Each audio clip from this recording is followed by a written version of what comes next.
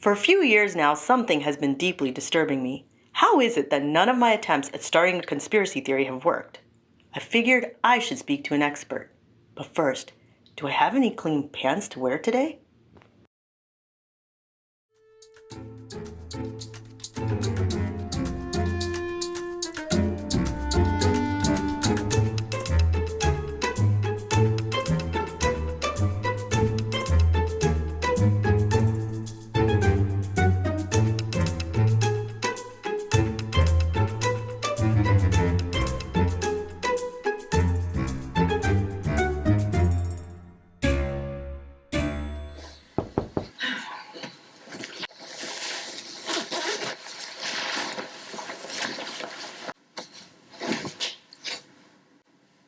Laundry day.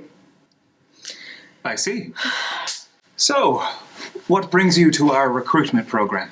I've been hitting my head against a wall, trying to figure out how to convince people that the Dalai Lama is a vampire, that Jennifer Lopez is really a robot, and that my ex-husband owes me for lifelong damages. But nothing seems to be working. Where have you tried posting this? My Facebook, my Instagram? No. What? What's wrong with that? You're using your actual name? Well, for now. First, you have to make sure you're anonymous. People don't believe their friends and family when they share over-the-top stories. You're right. I never believe my friend when she says that climate change is going to kill us all.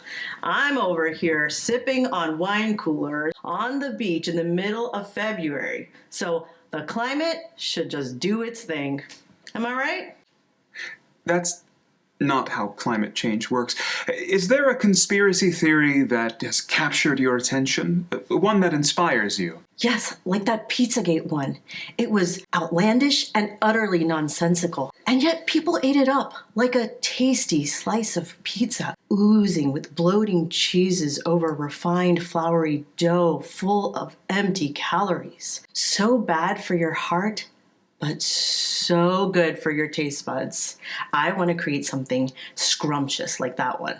That one got a bit violent. If you recall, a man from North Carolina actually went to the Comet Ping Pong Pizzeria and fired his gun at people. Are you sure you wanted to get violent? No, I don't want it to harm anyone. Why don't we go over what a conspiracy theory is first? Merriam-Webster defines conspiracy theory as a theory that explains an event or set of circumstances as the result of a secret plot by usually powerful conspirators. Also, a theory asserting that a secret of great importance is being kept from the public. Oh, like that book about the law of attraction, The Secret? Kind of. A conspiracy theory must also have an anti-Semitic trope and must be created by an expert that is not linked to an institution, or, if they are, they have access to top-secret information. An anti-Semitic trope is a key component. What's wrong? Isn't a trope kind of obvious? Exactly. You start with a little something I like to call the truth. The truth? The truth. You start with something simple that is easy to prove with fact.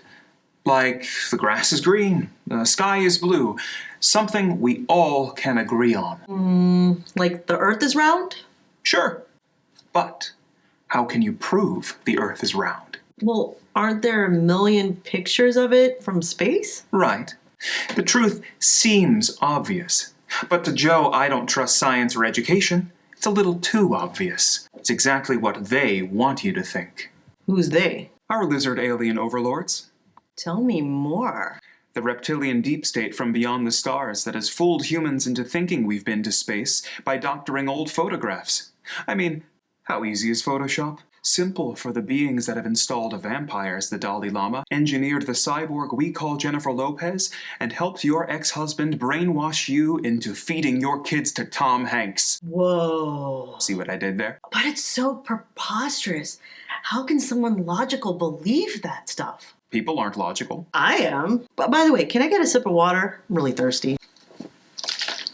Just checking for worms. You gotta listen carefully. All right. Yeah, so where were we? Right. But what if someone like me challenges a ridiculous claim?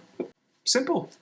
Just say, do your research. What research? The Minions meme your uncle sent you on WhatsApp. So think of the most ridiculous explanation possible to refute a simple, obvious truth? You got it. So how about this for a conspiracy theory? Something I've been working on. A group of handsome, young, white Christian men, under the guise of fellowship, are intentionally recruited to live in a townhouse only minutes away from D.C. for the sheer purpose of building relationships with political leaders. This fellowship group, also known as the Family, hosts one flagship event every year called the National Prayer Breakfast, which many U.S. presidents have attended. However, behind closed doors, this enclave of Christian men invite representatives to a $4.4 million estate called the Cedars, just down the street from the townhouse I mentioned, to advise them on the so-called teachings of Jesus when, in fact, they're really lobbying these politicians to enact anti-gay and anti-abortion legislation. How did you know about this? Oh, there's more.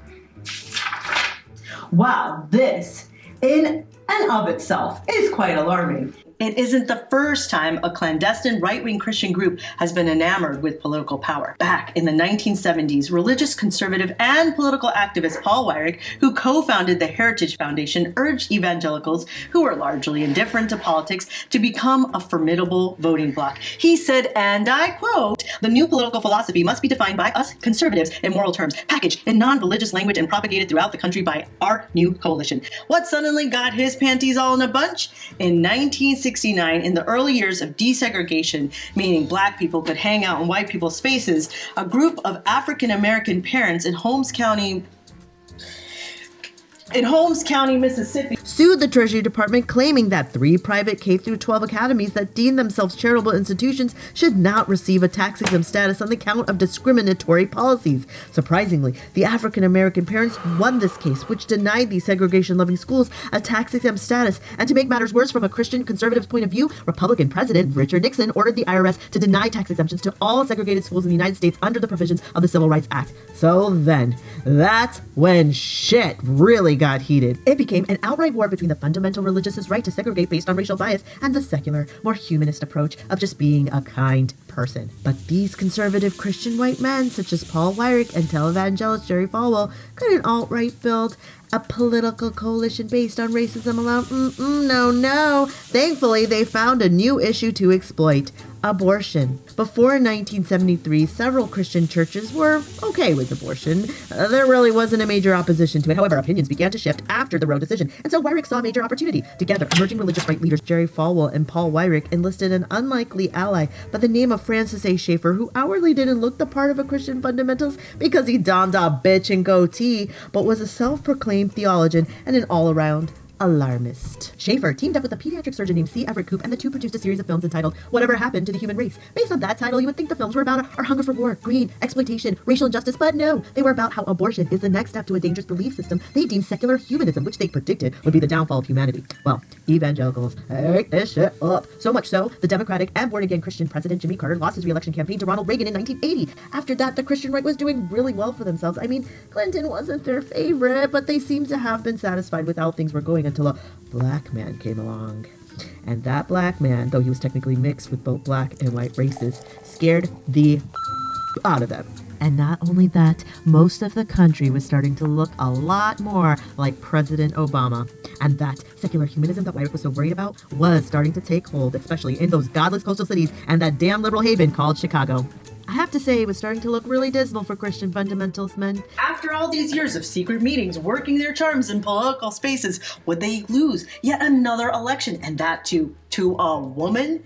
But then they finally got their huge break to pull in the final nail in the coffin with the possibility of electing Donald Trump. Were they his first choice? No. But they were able to recruit a disenfranchised group of young white males to do their bidding by convincing them that black and brown people are the enemy. They do this openly, saying it's all about making America great again. Everyone thinks they're too ridiculous to win, but they do. And then they use Trump's presidency to install more and more Christian fundamentalists in government. By the time everyone is able to fully connect the dots, it's too late. How does that sound? It's a bit of a stretch. What part? Actually, all of it. But Tom Hanks eating babies isn't. Do we really know what these actors do in their spare time? You have a point.